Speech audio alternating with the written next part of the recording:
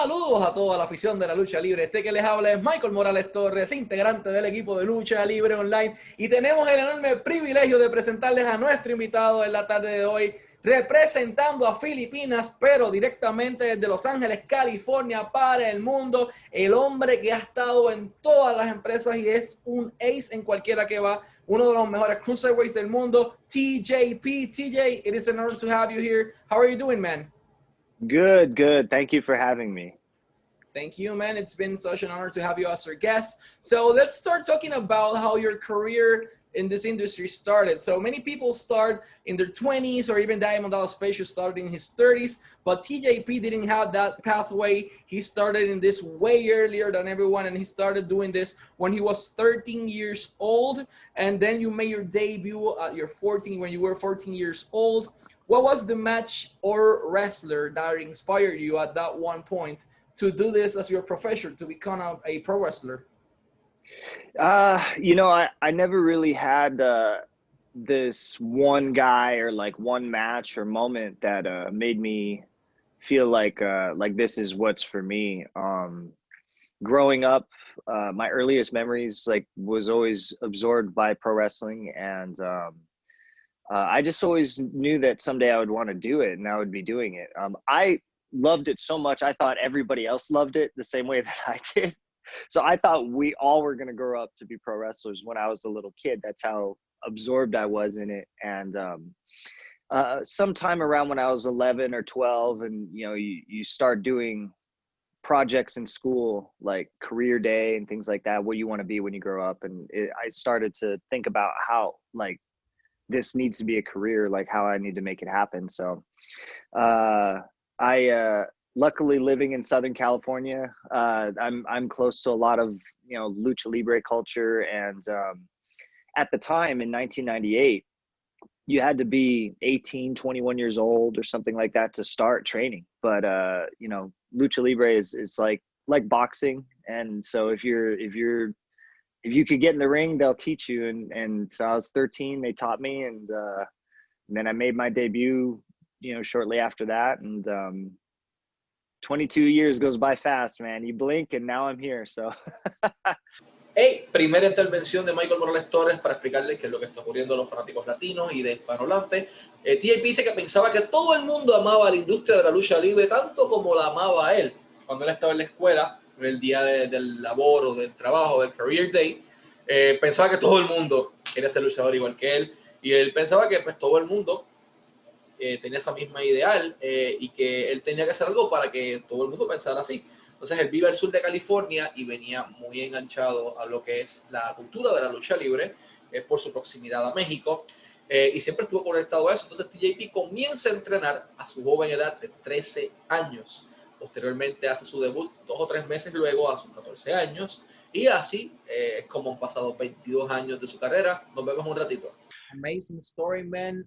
But your story, your personal story, is even more inspiring than what you just told us. You went from being homeless to being a megastar all around the world. So you went rock bottom at one point of your life. Now you are on top of the world. You stay humble. You even sign autographs for kids. You take pictures. You're still a real person outside, and you didn't let fame went through your head. How did you manage to go from being homeless to being a world megastar in the pro wrestling industry? Well, I think the timing is what shaped my mindset, because a lot of people, I mean, I'm not the only person that struggled. Obviously, a lot of people struggle. But for me, it was unique because it was similar to like Rocky Balboa, I guess. Like I came up and my family wasn't rich or anything like that, and I started wrestling. But when I started wrestling, it was like to the moon immediately, because I started wrestling when I was 13. By the time I was 17, I was in New Japan, then CMLL, and AAA and TNA, Ring of Honor, and all that, all before I was 21 years old. And I was homeless at 23. So I got up here and I was like just a big kid. I didn't really understand what a career was, and I didn't know, I didn't appreciate it.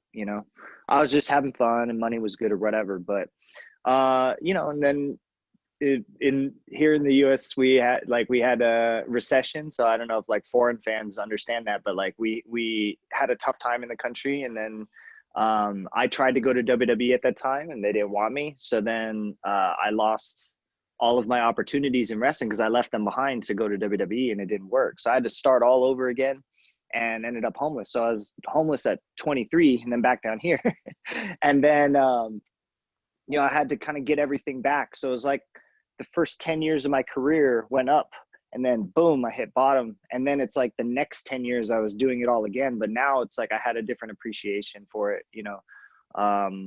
I'm still just like any other fan that loves wrestling. And so whenever I see them outside arenas and lining up and stuff like that, I always stop for them because, you know, like times like that kind of reminded me that I'm still that person. And so now I have a different appreciation for it.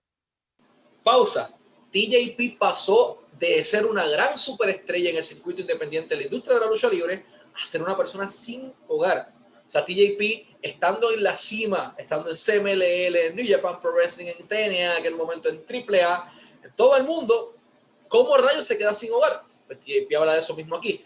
Cuando eso ocurrió, pues menciona que estaba en la cima del mundo, menciona que su historia fue similar a la de Rocky Balboa, entonces su familia no era rica en aquel momento tampoco.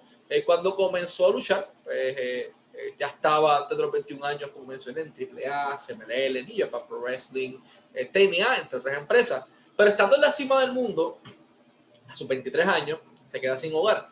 Él decía que era un niño grande en aquel momento dado, sin tal vez la capacidad para valorar lo que tenía, pues no entendía obviamente la grandeza de sus propios logros.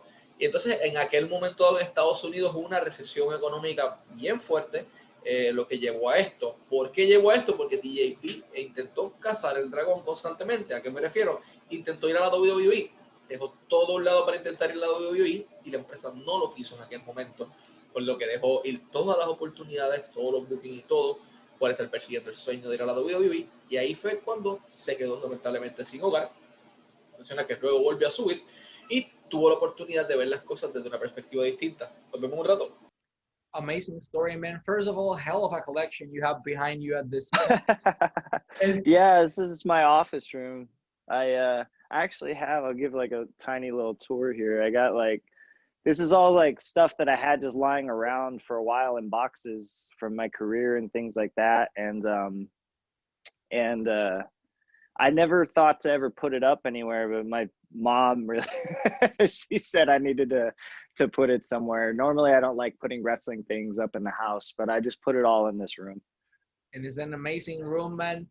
You mentioned something really important, is that the fact that before you were 21, you were traveling the whole world. And during those experiences and those times, you reached to the Mexican territory and you were the youngest person to ever fought at that point in what many people call the home of Lucha Libre, La Arena Mexico. How was that experience for you, being the youngest guy in the whole roster to ever had the opportunity to do this in the biggest stage of Mexico at that point?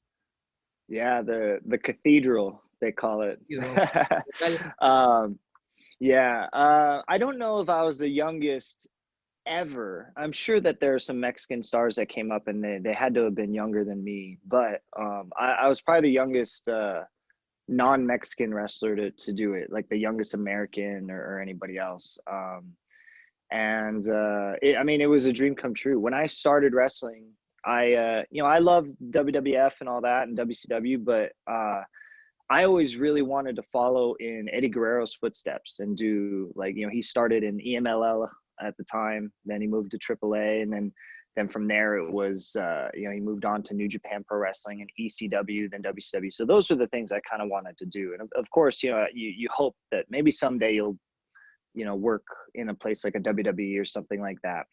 But I always wanted to do those things. And so New Japan and CMLL, I thought, like, I don't know how to get to those things, because American wrestling, you know somebody who knows somebody who knows somebody, and it's like, okay, I could kind of like figure that out. And in 1998, there was no, like, there's no social media, there's really no internet, kind of, you know, it's hard to make a plan. So I don't know how to go to Japan or Mexico because there's no like connection for that, you know? And it just so happened the first two things I got to do was go to New Japan and CMLL, and to be in Arena Mexico is like, for me, I think that's the greatest wrestling arena in the world. There's nothing like it. The energy is incredible. And you know, for you know, a year or so, I got to do it every Friday night, and it was great. Pausa. TJP menciona que en aquel momento dado era el luchador más joven luchando en la catedral del CMLL en México, de todo el roster, y es uno de los extranjeros más jóvenes en hacerlo hasta este punto. Ama México. TJP quería seguir los pasos de Eddie Guerrero, y para eso tenía que llegar a donde Eddie Guerrero estuvo. Comenzó en CMLL, AAA, eventualmente llegó a AAA, New Japan Pro Wrestling, discúlpame, pero para todo eso necesitaba tener conexiones, porque la industria, si hay algo que nos enseñó Dan Severn, es que no es necesariamente un talento, es las conexiones que puedas tener adentro. Entonces, para TJP, la Arena México eventualmente se convertiría, y lo que es hoy día para él, en la mejor arena del mundo. Así que TJP logró completar la meta. Man, you have such an amazing and rich in story career. Like, not many wrestlers are your age and been here for 22 years. So kudos for that. You were part of a few tours in Latin America, not just Mexico. You've been all around the world. Do you have any stories of Latin American countries you visited, either wrestling or as a tourist? Do you have any special memory you treasure? You know, it's hard to say, like, because everything is always rooted in wrestling, and the tough part about the traveling for wrestling is that, like, we kind of have a saying, like, we travel the world, sometimes we don't get to see the world. So going down through like Mexico and then down into like Central America, South America, like I like that every culture is kind of rooted together at its core, but there's all these nuances that separate them, you know, whether it's like seeing like the ruins and the stuff in Mexico, going further south, and like being in like different terrain, like in like the jungle at times. I mean, it's cool, like in the weather and everything.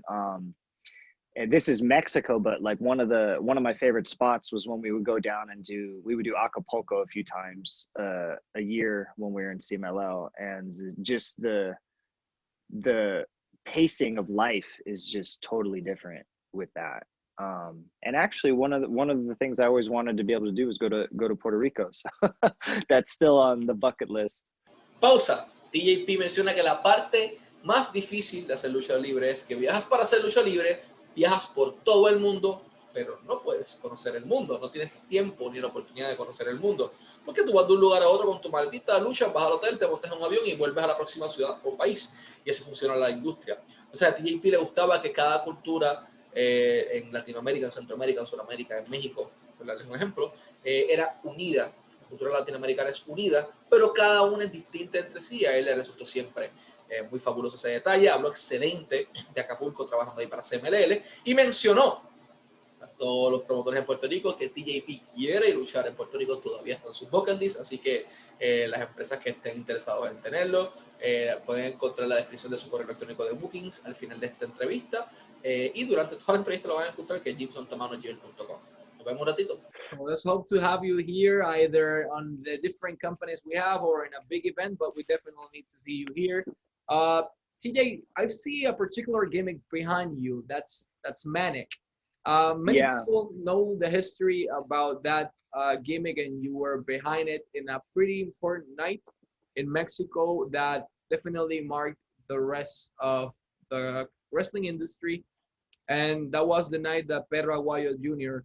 Well, unfortunately passed away. That happened at the crash. At that point, you team up with Perro Aguayo to face Extreme Tiger, also known as Tigre Uno, and Rey Mysterio Jr. What do you recall of that day, and do you have any special memory with Perro Aguayo Jr.? So it's so weird that day, because like it almost feels like if we relate memories and times in our life to like raindrops or like mist in the air, you know, and it floats for a certain amount of time and then it sinks in. And then that just becomes history in your life. That day, that moment feels like it never landed, like it's still up here. It's never really sunk in. And it was just such a weird day because it was sort of like a celebratory day. I mean, Rey Mysterio had just he had just left WWE, and I think that was his first, one of his first, if not his first event, wrestling outside, you know, and it was in Auditorio, so it was great to have Rey and to my first chance to be in the ring with him and to see Perro again after so many years.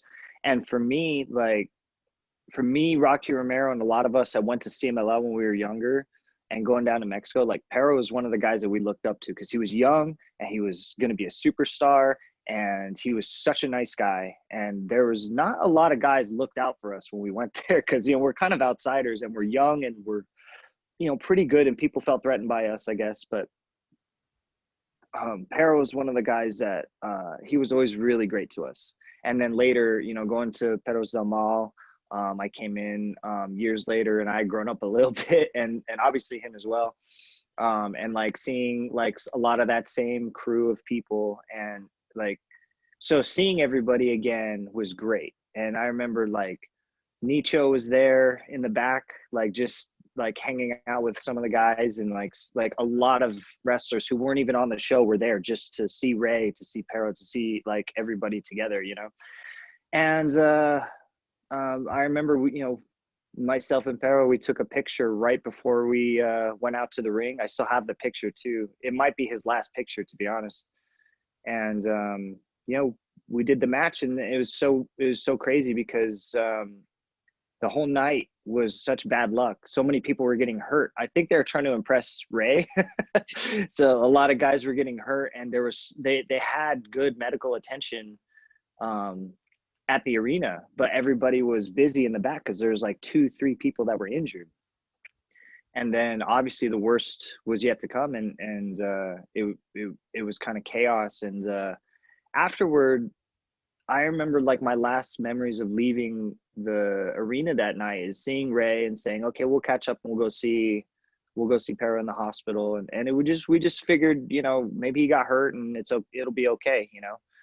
And, I mean, we were all leaving the arena in our different cars and stuff. And we all just got calls and stuff and text messages that, you know, we lost him. And so I remember driving because, you know, I'm in Southern California. So I just drove home that night after we crossed the border and the entire drive home, it just never sunk in. Like, it's so crazy that, you know, 1 minute he's there and the next minute you take for granted that what we do is so dangerous. You know, we do it for so long. And I think we get to a point where we're so good at it at times that it just becomes natural. You don't really realize that just one little thing could end it all. And it puts into perspective how dangerous it is. Because you know, you do it for long enough, you lose sight of it. It just feels like everything was going to be okay. And, you know, it doesn't happen often, but sometimes we're reminded that it won't be. Michael Morales con una difícil intervención en estos momentos. TJP habló de la noche en donde falleció Perro Aguayo Jr. Pues él estuvo en el cuadrilátero esa noche, estaba haciendo pareja para enfrentarse a Perro Aguayo. Y aquí lo difícil de esta situación es que él estuvo ahí y al día de hoy dice que es algo que no se ha procesado. Y que aún se siente extraño. Pero que ese día en particular fue extraño. Rey Mysterio acababa de dejar la WWE. Ese fue uno de los primeros eventos de Rey Mysterio como luchador independiente y fue en el auditorio de Tijuana. Era la primera vez que podía tener la oportunidad de luchar con Rey o de ver a Rey. Y tuvo la oportunidad de ver a Perro después de mucho tiempo y se emocionó. Rocky Romero y él siempre buscaban a Perro Aguayo porque era un talento joven que los ayudaba y siempre buscaba darles lo mejor y que iba a ser una superestrella en el futuro enorme. Y que en aquel momento los extranjeros no tenían tanto respaldo del talento, porque tal vez por celos o diferentes cosas, pero Aguayo era una de esas pocas personas en las que él podía confiar. Entonces, siempre fue bueno con ellos. Ver a todos de esa noche fue bueno, menciona a TJP, especialmente a Perro. Nicho estaba allí, también conocido como Psicosis en WWE, compartiendo con muchos luchadores que estaban allí, pero que tampoco estaban programados esa noche. Obviamente todos fueron como una gran fiesta, a compartir, a ver a Rey, a ver a muchas personas que hace tiempo no veían. simplemente compartiendo.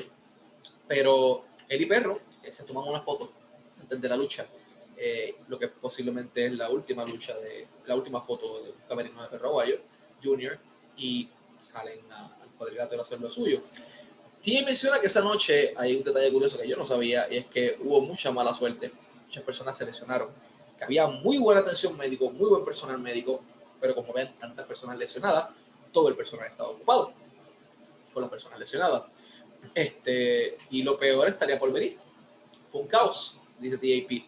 Luego dice que tiene memorias de haber sido con Rey, de haber dicho él y Rey, sí, pues vamos a ver al hospital, vamos a ver cómo está, porque a lo mejor es una lesión, a lo mejor ya se recuperó, esperemos que estaba todo bien. Y de repente les llaman y les envían un montón de textos de que Perro Aguayo Jr. había fallecido.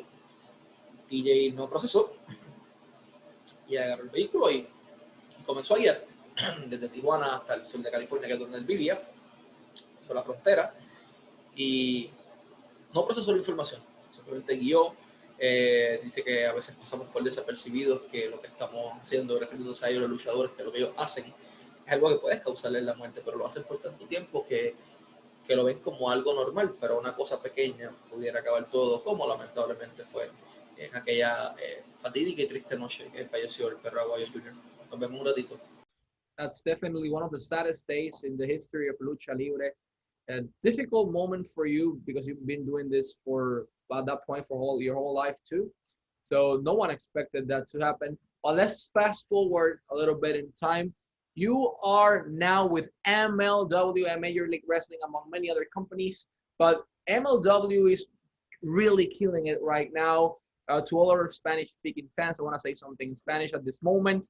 Todos los miércoles por la noche a las 7 de la noche, hora del este, MLW, Major League Wrestling, tiene toda su programación disponible. Ahí la pueden ver en todo el mundo directamente en su canal de YouTube de Major League Wrestling. Tienen excelente roster, tienen excelente calidad de lucha y últimamente han estado haciendo un trabajo excelente. And TJP is part of that incredible roster. TJ, so far, how's been your experience while working with MLW? So I first came into MLW, their original inception back in 2004, I believe. I've always been impressed with Major League Wrestling's ability to put together like such a unique roster. Like they really kind of go out and get guys that I feel like appeal so hard to like diehard wrestling fans, you know, and there's such a good influx of Japanese wrestling and Mexican wrestling, American wrestling, but like guys that are like coming up, like independents and freelance wrestlers and stuff like that. And now last year I got to return after I left WWE. So, I was in last year's Opera Cup and in this year's Opera Cup 2 years in a row, which is pretty cool. And nothing has changed. I mean, MLW they still put together an incredible roster and they got such a great mix of guys as far as the talent. And I like the way that they present it. It feels like I'm watching like boxing or MMA. It's very sport oriented. So they have a very different style of programming, I think, that's very unique. But the matches are exciting because these guys, you really can't see them anywhere else. I guess except for me because I'm wrestling everywhere. But everybody else, they're pretty unique to that. You can really only find them there, and the matches are very very diverse. Pausa. TJP menciona que fue parte del concepto original de MLW en el año 2004. Dice que tienen un roster único, que tienen talento que representa lucha libre, lo que es pro wrestling en general, y de todos los estilos, para todos los gustos. Tienen una buena mezcla de luchadoras independientes y de diferentes empresas como él, que regresó a MLW posterior a su salida de WWE para el Opera Cup anterior, y que MLW tiene un roster increíble, que siente es mucho más orientado al deporte en vez del sports entertainment, y que son talentos que no puedes ver en ninguna otra parte más que en MLW. Nos vemos un rato. Yeah, I just want to say something regarding those guys are there. Alex Hammerstone is so damn good, man. You guys have an incredible roster, but that guy can easily be the future of that company. What are your thoughts on the way Alexander Hammerstone is working? Do you like him as a gimmick, as a wrestler? What do you think? Can he be the face of MLW in the future? Oh, absolutely. I mean, I think that he could be the face of a lot of companies. I think he's one of the few type of guys that you see come along in a generation that have all the tools, you know, like he looks the part. When you think about pro wrestling, like in your mind, you think about somebody that looks like Hammerstone, you know, like, and I think that's great. Wrestling needs that. As much as we progress and change and evolve and, you know, there's all different types of characters, and that's great. And we need that. But I do think that still needs to be, there still needs to be guys that represent like that as far as an aesthetic. And I think that he represents such traditional pro wrestling, and he's really talented. I mean, people don't understand how physically talented this guy is. Like, he can do everything that I can do as an athlete, and but he's built in a heavyweight package. I mean, it's really rare that you find stuff like that. And I think that he's a really, really smart performer in the ring. Like he's very creative, and he's got a very unique look. And his style, the way he dresses and everything. I definitely think that not just the face of MLW, but I think that he's the type of guy that could be the face of just wrestling in general, in like coming up, because he's got all the tools, you know. He's like 5-tool baseball player. Pausa. TJP habla de Alexander Hammerstone, o Alex Hammerstone, el campeón nacional del Openweight de MLW, posiblemente la cara en un futuro. Dice que Alex Hammerstone no solamente puede ser la cara de MLW, que puede ser la cara de cualquier empresa, porque cuando tú piensas en lucha libre, tú piensas en un prototipo, una persona que se parezca a Hammerstone, y que la industria necesita eso. Cree que Hammerstone representa lo que es la lucha libre tradicional, los cuerpos grandes, el físico, y añadió que Hammerstone puede hacer todo lo que hace TJP, todas las movidas de un cruiserweight en el peso de un heavyweight, un peso completo. Entonces que puede ser la cara de cualquier empresa de lucha libre porque tiene todas las herramientas para hacerlo. Completely agree with you in that. I want to say something in Spanish. TJP está disponible en todas sus redes sociales, en Instagram, Twitter y Twitch, como @megatjp, @megatjp. Su booking email a todos los promotores de Puerto Rico, Panamá, Chile, Argentina, Colombia, que quieran tener un luchador de excelencia. TJP es el candidato, así que a todas sus empresas, los promotores pueden contactarlo en jimsontamano@gmail.com. Eso va a aparecer de igual manera al final en un arte. Gracias a Lu por el arte y gracias a Jacobo por la edición. Cameo.com/megatjp para un video de saludo de cumpleaños, de felicitaciones, de graduación, de lo que ustedes quieran, de Navidad. Cameo.com/megatjp, y de igual manera prowrestlingtees.com/TJP para cualquier mercancía de alta calibre. TJ, last but not least, many people, especially the fans, are intrigued by how MLW is growing so fast, and many people are intrigued because of the backstage ambience. Everyone described it so well so far. The creative process in the company has been a little bit of creative freedom, let's say it that way. Even with the luchadors, which we don't see that often in the mainstream companies.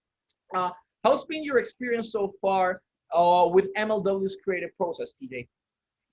I mean, it's incredible. I mean, for me, I guess I'm a special case. Like I tend to get a lot of freedom for myself anywhere I go now. But being in the back, I like it because similar to my experience with Impact, like there's not many rosters where everybody in the room, everybody gets along, everybody's pulling in the same direction. MLW is like that. The roster, everybody has the same mindset. Everybody has freedom to put their ideas on the table and make it work.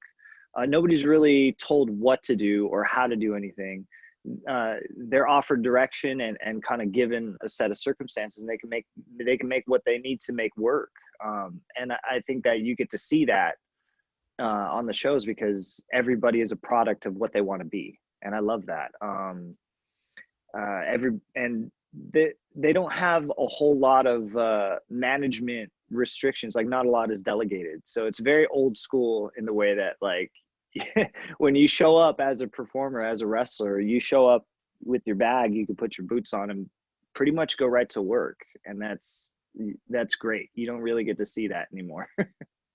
Amazing, man. Thank you so much for your time. To all our Spanish speaking fans, MLW todos los miércoles a las 7 de la noche por el canal de YouTube de Major League Wrestling. TJ, it's been such an honor to have you as our guest. We wish you the best of luck with MLW and your whole career because you are stacked right now, man. Thank you so much for your time and have a great day. Thank you very much. Thanks for having me. Pausa, última intervención. El proceso creativo de MLW, TJP dice que es increíble, que tienen la libertad creativa de hacer lo que ellos quieran hacer, que es similar a su experiencia con Impact Wrestling. MLW tiene también un equipo de trabajo muy comprometido, que todo el roster están todos remando para el mismo lado, y que todos tienen libertad creativa de poner en la mesa qué es lo que ellos quieren hacer. Entonces a nadie se les dice lo que tienen que hacer, sino que son el mismo talento quienes ponen la idea sobre la mesa y entonces los productores las construyen, y eso es lo que se ve en los shows en general. Entonces que todos son producto de lo que verdaderamente quieren ser, que no tienen muchas restricciones de gerencia y que son muy old school en eso. O sea, tú llegas con tu maletita allí, cuadras tu lucha con la otra persona, haces el trabajo y por ahí mismo te vas. Gracias a todos por estar en sintonía. Michael Morales para Lucha Libre Online.